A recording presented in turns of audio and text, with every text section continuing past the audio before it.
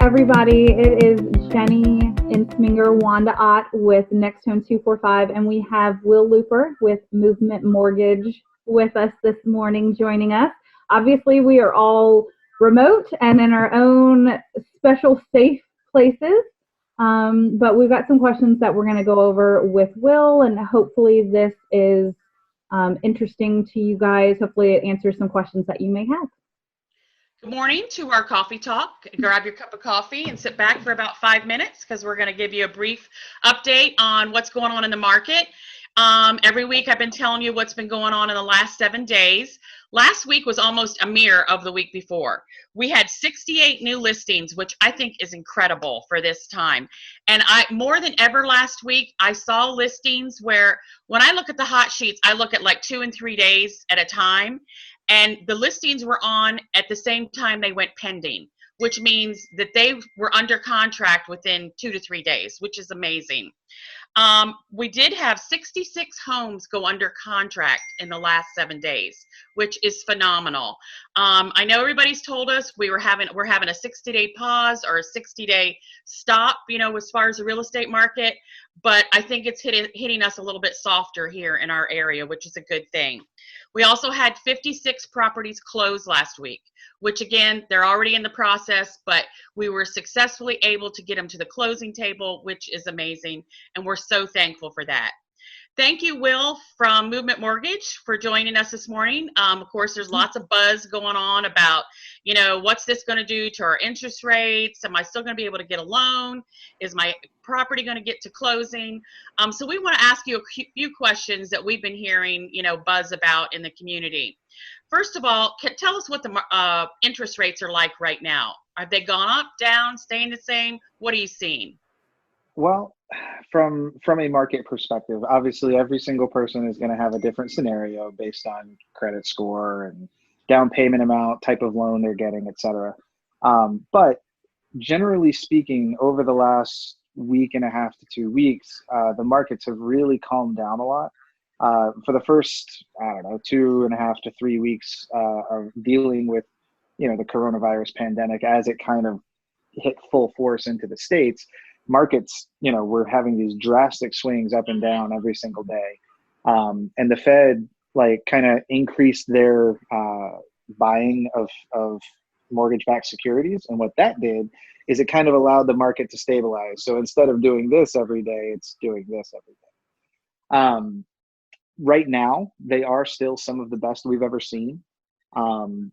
From a historical standpoint, mortgages, the price of a mortgage bond has never been higher. And what that means is that interest rates are at their lowest point historically we've seen, at least in the last decade. So it's definitely a good time to look at, what your rate is if you own a home, or if you are looking at buying a home and considering the financial aspect of it, it's a really good time to do it. Mm-hmm. So people don't need to be afraid about going and applying for a loan at this time because the interest rates are still very competitive. Yep, they're still some of the lowest that we've seen in a long time. Good. Awesome. So I know that with COVID-19, lots of people have been talking about the unemployment rate, mortgage forbearance. So why don't you go into some of the pros and the cons of mortgage forbearance and what it actually is? That is definitely the buzzword of the last 2 weeks is forbearance. I was actually reading a market update this morning. Right now, as it stands, about 5.5% of mortgages in the U.S. have applied for some form of COVID-related forbearance, which is a pretty big number, because the servicers the people that handle your mortgage payment every month, those are that company has to then send federally backed government agencies that mortgage payment. Even though you're not paying it, the government still has to be paid. So the servicer is taking the risk themselves and saying, hey, we'll make the payment for you, for the next 6 months. Now, to answer your question about it being pros and cons, the pros are the fact that, hey, it's a safety net. and safety nets keep you from dying if you fall off of a trapeze. The problem is you're falling off of a trapeze in the first place. Forbearance should definitely be considered a like worst case scenario. It is a lifeline. The last resort. A last resort, exactly. I was like, there's a word that I'm looking for. That's it. So as it is a last resort, that means that you don't want to just hop on it and say, oh yeah, this, I'm not going to make my mortgage payment for 6 months. Because the way that it works is for this 6 months, you don't have to make your mortgage payment, right? But they don't just pause it and then, tack it on at the end of your mortgage. What they do is they say, okay, you can suspend your payments for 6 months, but then over the next year, after you start them back up, you have to take that 6 months and spread it out over that year. So if you have $1,000 mortgage payment, it's like, great, you don't have to pay your mortgage for 6 months. If you're unemployed, that's a big benefit. But again, it's a last resort, because at the end of that 6 months, it's not a free ride. You are now paying $1,500 for the next year, because you're paying that $500. You're paying that 6 months over the next 12. So, all right, that's good to know. Yeah. Mm-hmm. Yeah, because everybody's saying, "Oh, I don't have to pay my mortgage," or whatever. But there's payday someday. You're right. Yep. Another thing is, I've heard a buzz about that we now have to have a higher credit score in order to get certain type of loans. Can you tell us about that? Yeah. FHA. I mean, you for certain loan programs, you could go as low as like a 580 credit score, depending on other conditions that can be met. But temporarily during all of this craziness, the minimum credit score is a 640.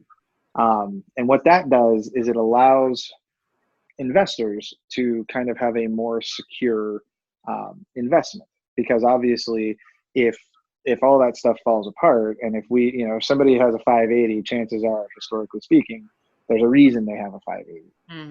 Obviously not in every, I don't know everybody's situation, but lower credit score borrowers are seen as a higher risk for foreclosure, right? So if in the middle of all this unemployment, and because I think one of the numbers I read this morning, people are expecting it to get to like 25%, which is unheard of, right? But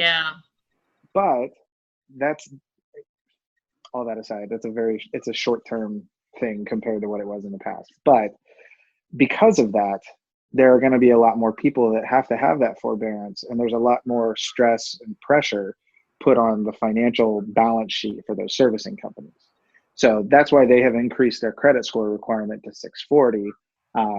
Even VHDA, USDA has always been around 640, but they used to let you do lower if you did a different type of file. But now 640 is kind of like the cutoff. So. Okay. All right. That is a significant change, but I understand why. And honestly, probably a lot of people in that category are part of that unemployed section right now, which is really, really unfortunate. All right, Jenny, I think you had another question for him. Yeah, you had talked about earlier when we were talking about interest rates, kind of looking and seeing what, if you currently are in a mortgage, what your interest rate is. So if people are interested in refinancing, what are some things that they need to look at? Well, there's about a month ago, it was a point where literally like 95% of people that own a home could benefit from a refinance. Rates are still really low. I don't know if it's that high, because obviously most of those people already refinanced last month. Yeah, right. Everybody I knew was like, "Hey, is it a good time to refi?" I'm like, "Hold on, my other 3 phones are ringing. Hold on." Anyway, yes, it is still a good time to refinance. You can do, conventional rates are low 3s right now.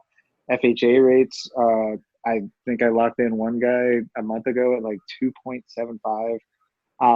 There's a lot of really, it's ridiculous. It's free money. I was like, don't ever sell this house. Like, just rent it out. Just keep it. So anyway, but as far as a refinance goes, like if you're looking, like say that you're in a position where you need, your hours have been reduced, and so you need to reduce your monthly budget.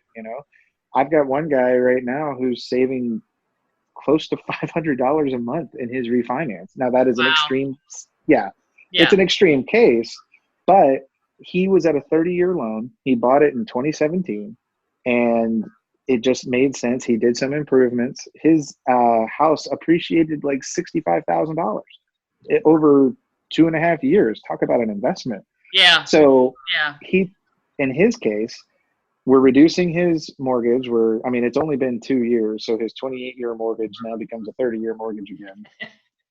So, darn. But he's not going to be paying mortgage insurance. Because his home's value has gone up so much. The interest rate is 1.5 points less. It's ridiculous the amount of money he saved. Other people can do debt consolidation. Say that you've got a couple high balance credit cards, but you have 50% equity in your home. Why are you going to make minimum payments on a credit card that's going to gain like 30% interest every year when you could just use the equity in your home, pay that, and now you don't have those high interest rate credit cards anymore? So everybody has a scenario that they want to use. Yeah. Well, let me throw a scenario at you. Okay. There are some people that we know we're ready to either buy or refinance when this hit us, and they got laid off or furloughed from their job. They're going to get their job back after this is all over, but right now they're either getting nothing or drawing unemployment or whatever. When they go, say we start back up and they're ready to purchase again, how is their payroll history? Will that affect them getting a loan, since they were furloughed or laid off during that time? Is that going to affect them after this is all over? After it's all over, it shouldn't. If somebody works say that somebody has an hourly wage and they work variable hours, it's not a salary.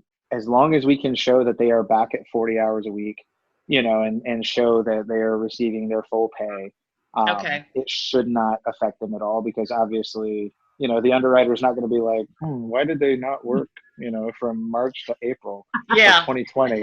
I wonder why that would be, So if somebody, but I think these are some of the things that people are worried about. Am I going to have to put this on hold for another 6 months or another year till I get, my steady payroll going again? So right now, if somebody is furloughed and say when they come back, it is at a reduced wage or it is at a reduced salary, we do have to be able to qualify at that reduced salary. Right. I had somebody actually this past weekend that wanted to make an offer on a home, but her hours have been reduced by 20%. So we were now working with 80% of the income we had. And unfortunately, we're not reducing debt because she's losing income. And so we had to put that on pause, which, obviously is not a fun conversation to have, but that's okay. That's where we are right now. Yeah. It is what it is. Yep. Yeah. Well, thank you so much, Will. I think this is all really valuable information that everybody's talking about right now. It's good to have answers from a good resource. We always appreciate you taking care of our clients. So, this is stuff that's of value that people want to hear about and learn about in our area, specific to our area. We see lots of stuff going on and, the headlines, the news, and nationwide, but that doesn't mean that's what's going on in our area. We got to keep that in mind.